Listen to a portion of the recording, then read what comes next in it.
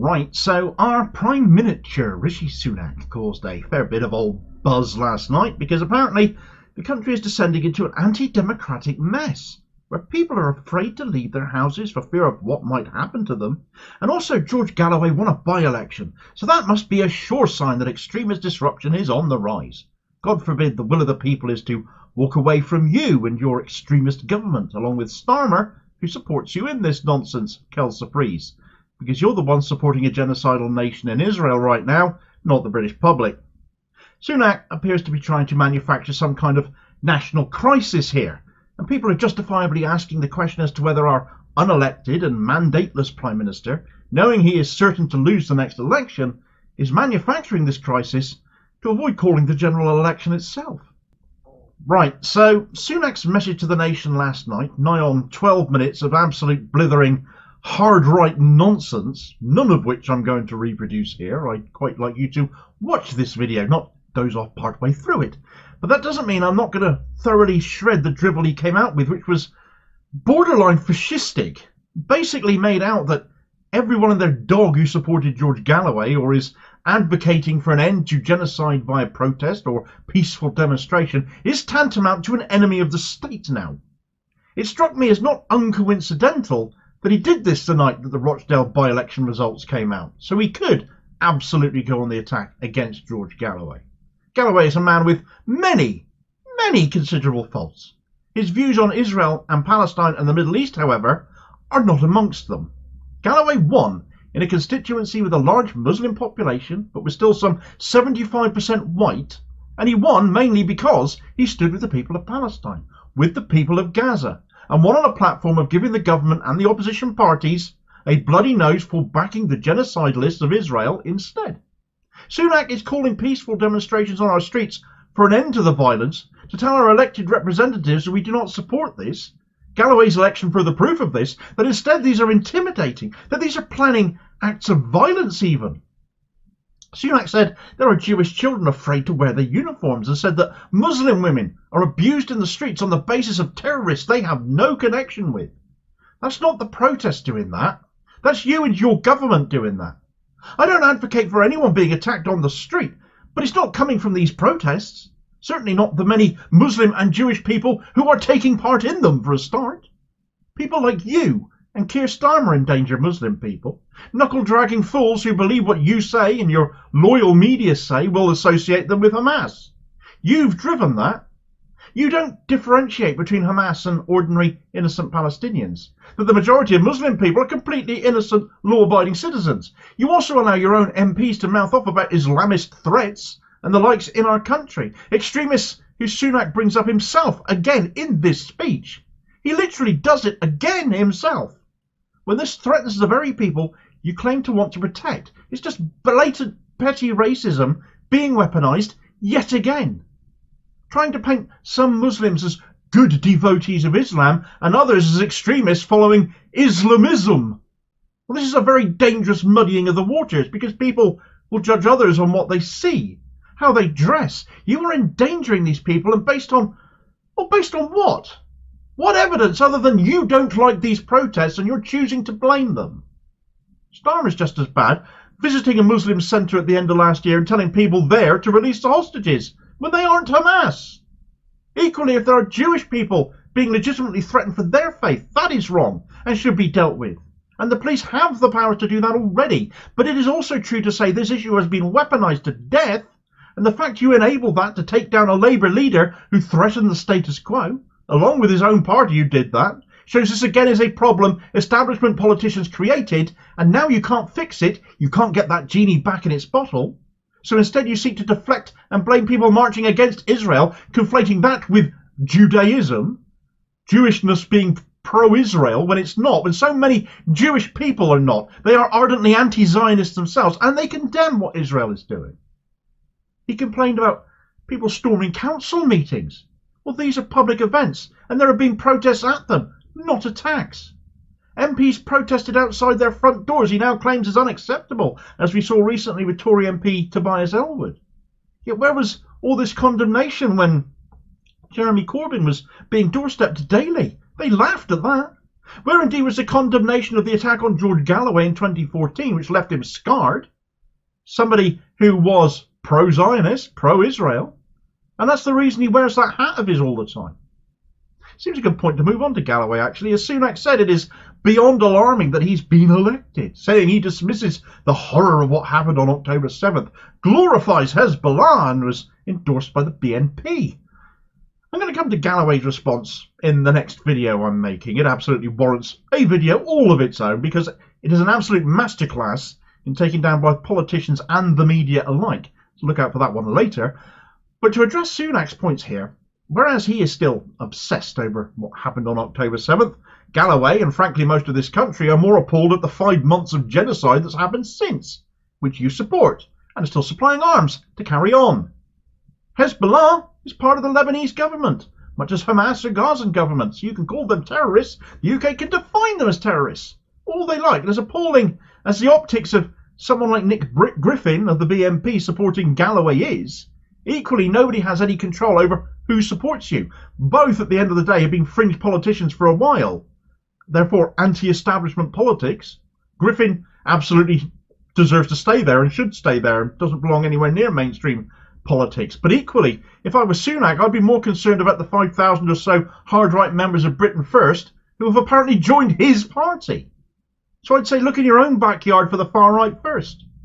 I'd also point out that you are wibbling to the nation about a man who has actually been elected to his post, whereas you, Sunshine, you got appointed, not even by members of your own party, let alone the general public, just by your fellow Tory MPs. So let's not talk about dangers to democracy when you have absolutely no democratic mandate to be the Prime Minister. Your predecessor was appointed too, the Liz Truss. That's not democracy either. Your Foreign Secretary got appointed by you, courtesy of giving them a gong in the House of Lords, so you could. Not via election, not elected either. So how is that democracy? You do not get to talk about what is democratic and what is not. You do not know the meaning of the word. Galloway, as I've said, has his faults. He's got a lot of them. But he is more legitimate in his post than Sunak is in his. As a bonus, he clearly also scares the living daylights out of Sunak. Not for what he stands for, but as an orator, he will rinse every politician that decides to cross parliamentary swords with him. Not least hopeless cases on that score, like Sunak and Starmer. Sunak wants to protect our democracy, and all of the above is apparently a threat to that. The streets are being hijacked, the rule of law isn't being abided by. Threats of violence and intimidation are happening to the point the PM is stood there at the lectern telling us they must be resisted. He goes on telling us that all these extremists are painting the West as being solely what is wrong with the world, when right now in Gaza we're enabling that. And actually, without British imperialist interference, the State of Israel, well, it simply wouldn't exist at all to start with. But Sunak says we should reject the accusations of being on the wrong side of history. Newsflash, numbnuts, we very much are. You can reject that. You can disagree all you like. That's your right. But frankly, right now, all we want is a polling booth to reject you, along with everyone else who thinks like you. That's what Galloway proved in Rochdale. That's why you were stood at that podium talking tripe. He did get charitable, though. We are allowed to criticise the government. Well, lucky us. Good, I do, and I will keep on doing so. We can demonstrate, but only for as long as we aren't calling for the eradication of another state. Well, you might want to look at the legal basis for the existence of Israel, because there isn't one, as was revealed in the extensive legalese at the ICJ the other day by the Arab League of Nations presentation, which I covered in another video. But equally, nations come and go all the time. So what makes Israel more special than any of the rest of them? At any rate, his waffle culminated in a new framework, that's the word he was using, to deal with this non-issue.